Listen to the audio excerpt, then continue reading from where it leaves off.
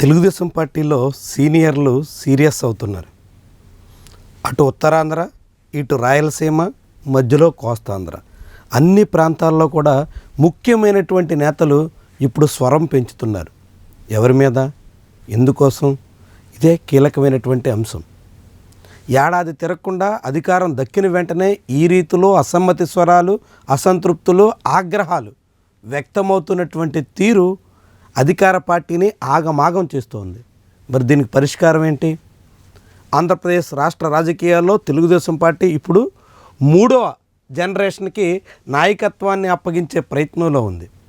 దీన్ని సీనియర్లు చాలామంది జీర్ణం చేసుకోలేకపోతున్నారు. నారా లోకేష్ నాయకత్వంలో తమకు ఎటువంటి అవకాశాలు ఉండవు అని చాలామందే భావిస్తున్నారు. ఇప్పటికే దానికి తగ్గట్టుగా చాలామంది సీనియర్లని పక్కన పెట్టేశారు. కడప మహానాడులో మరికొంతమందిని కూడా పార్టీ పదవుల నుంచి కూడా తొలగించేదానికి సన్నాహాలు చేసేశారు.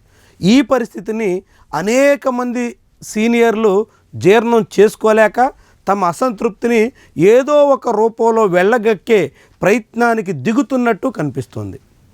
అటు బండారు సత్యనారాయణమూర్తి ఉత్తరాంధ్రలో చాలా సీనియర్ నాయకుడు. విపక్షంలో ఉన్నప్పుడు కూడా తెలుగుదేశం పార్టీ స్వరం వినిపించడంలో ఎప్పుడూ ముందుండే నాయకుడు. కొప్పుల వేలమ బీసీ కులానికి చెందినటువంటి నాయకుడిగా ఆయనకు ప్రత్యేక గుర్తింపు ఉంది. ఏకంగా కేంద్ర మంత్రి కింజరాపు రామ్మోహన్ నాయుడికి సొంత మామ. అలాంటి బండారు సత్యనారాయణమూర్తి నిన్న ఘాటైనటువంటి విమర్శలు చేశారు. నియోజకవర్గంలో తిరగాలంటే తనకు సిగ్గేస్తుంది అన్నట్టుగా మాట్లాడుకొచ్చారు. అయితే అది కేవలం నియోజకవర్గానికి సంబంధించినటువంటి నిధుల వ్యవహారము మరోటో అనుకుంటే అది రాజకీయంగా అవివేకం అవుతుంది. ఆయన పూర్తిగా ప్రస్తుతం చంద్రబాబు నాయకత్వంలో తెలుగుదేశం పార్టీ అనుసరిస్తున్నటువంటి వైఖరిని జీర్ణం చేసుకోలేకపోతున్నారు. నారా లోకేష్కి పెత్తనం ఇచ్చి తనలాంటి సీనియర్లని పక్కన పెట్టేస్తున్నటువంటి వైఖరి ఆయనకి రుచించడం లేదు. ఇది బండారు సత్యనారాయణమూర్తి ఒక్కరికే కాదు, యనమల రామకృష్ణుడు లాంటి యాదవ కులంలో సీనియర్ నాయకుడిగా ఉన్న తెలుగుదేశం పార్టీ ఆరంభం నుంచి ఆ పార్టీలోనే కొనసాగే నాయకుడు ఏకంగా మహానాడుకి ముఖం చాటేశారు. యనమల రామకృష్ణుడు, ఆయన కుమార్తె ఇద్దరు కూడా మహానాడు కార్యక్రమానికి కూడా హాజరు కాలేదు. దేనికి సంకేతం? ఎంతగా తెలుగుదేశం పార్టీ నారా లోకేష్ నాయకత్వాన్ని వాళ్ళు వ్యతిరేకిస్తున్నారో స్పష్టం చేసేసారు.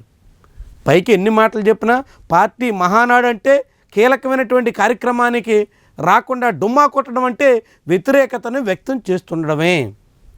వీళ్ళిద్దరే కాదు, కేఈ ప్రభాకర్ లాంటి నాయకులు ఎంత ఘాటుగా స్పందించారో, కర్నూలు జిల్లా రాజకీయాల్లో ఎంత హాట్గా మార్చేస్తున్నారో మహానాడు వేదికే స్పష్టం చేసింది. జ్యోతుల్ నెహ్రూ అయితే యనమల రామకృష్ణ లాంటి వాళ్ళు కాడి వదిలేస్తే తెలుగుదేశం పార్టీకి తీరని నష్టం జరుగుతుంది అంటూ మాట్లాడారు. అదే సమయంలో జనసేనని నమ్ముకుని తెలుగుదేశం పార్టీ పుట్టి ముంచేస్తున్నారు అంటూ వాపోయారు.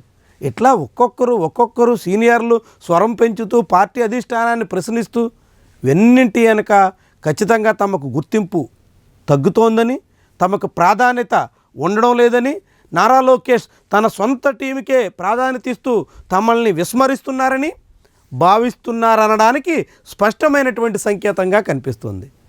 అదే సమయంలో కూటమి ప్రభుత్వ ఏడాది పాలన మీద ప్రజల్లో మొదలైనటువంటి అసంతృప్తి వ్యతిరేకతగా మారుతోంది అనేటువంటి సంకేతాలు ఈ నేతలందరి నోటి నుంచి వస్తున్నటువంటి మాటలు చాటి చెబుతున్నాయి. ప్రజల్లో వస్తున్నటువంటి అసంతృప్తి, వ్యతిరేకత క్రమంగా నాయకుల మీద ఒత్తిడి పెంచుతూ ఉంటుంది. నాయకులు తమ స్కిన్ కాపాడుకోవడం కోసం ఏదో రకమైన ప్రకటనలు చేస్తూ ప్రభుత్వాన్నే ఇరకాటంలో పెట్టే ప్రయత్నానికి దిగుతూ ఉంటారు. ఇది సహజంగా ఎన్నికల ముంగింట జరిగేటువంటి తంతు. కానీ ఈసారి మరీ ఏడాది కాలానికే వచ్చేయడంతో రాబోయే కాలమంతా కూటమి ప్రభుత్వానికి అదేమీ నల్లేరు మీద నడక కాదు, ముందుంది ముసళ్ళ పండగ అనేటువంటి చందాన సాగబోతుంది అనేటువంటి వ్యవహారం ఈ నేతల మాటల్లో తేలుతోంది. మరి ఇలాంటి నేతలు యథేచ్ఛగా తెలుగుదేశం పార్టీలో స్వరం పెంచేస్తుండడం ఆశ్చర్యకరమైనటువంటి వ్యవహారం. ఒకప్పుడు తెలుగుదేశం పార్టీలో ఎవరైనా నాయకులు పార్టీకి వ్యతిరేకంగా కొద్దిపాటి అసమ్మతిని వెలిబుచ్చిన వెంటనే పార్టీ అధిష్టానం అలర్ట్ అయ్యేది. ఆయా నాయకుల్ని బహిరంగంగా హెచ్చరించేది. ఆ నాయకులు మళ్ళీ నోరు మెదపడానికి అవకాశం లేకుండా కట్టడి చేసేది. ఇదంతా తెలుగుదేశం పార్టీ గత వైభవమేనా అనే ప్రశ్నలకు ఆస్కారం ఇస్తుంది. ఇప్పుడు తెలుగుదేశం పార్టీలో ఒకరి తర్వాత ఒకరిగా నాయకులు క్యూ కట్టి పార్టీ అధిష్టానాన్ని ధిక్కరిస్తూ, ఇంకా చెప్పాలంటే తిరుగుబాటు తీరుతో మాట్లాడుతున్నప్పటికీ కూడా నియంత్రించలేనటువంటి పరిస్థితి టీడీపీ అధిష్టానంలో ఉంది. ఇది నాయకత్వ బలహీనతకి సంకేతమా, లేకుంటే ఆయా నాయకుల్ని కట్టడి చేయలేక చేతులెత్తేసిన వైనమా? ఏం జరిగినా తెలుగుదేశం పార్టీలో సీనియర్లందరూ నారా లోకేష్ నాయకత్వాన్ని ఏ మాత్రం సమర్థించడం లేదని, లోకేష్ సారథ్యంలో జరుగుతున్నటువంటి పరిణామాలు వాళ్ళకి రుచించడం లేదని, ఈ తీరుని వాళ్ళు ఎక్కువ కాలం ఇదే రీతిలో జీర్ణించుకోలేనటువంటి స్థితి కొనసాగితే అది తెలుగుదేశం పార్టీకి అతి పెద్ద సమస్యగా మారిన ఆశ్చర్యం లేదని స్పష్టమవుతోంది.